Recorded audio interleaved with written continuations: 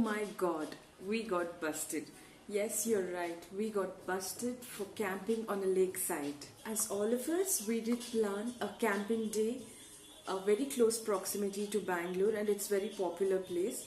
But we didn't know that you are not supposed to camp in an area which comes under forest range.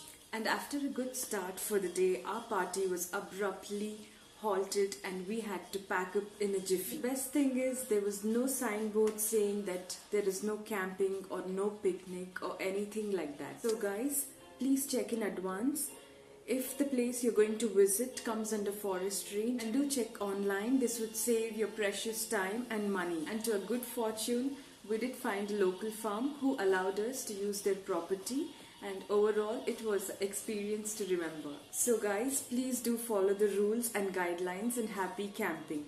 And we won't disclose the location as it breaches the rules. So here on we will find some real camping sites where we can unwind and do some cooking as well.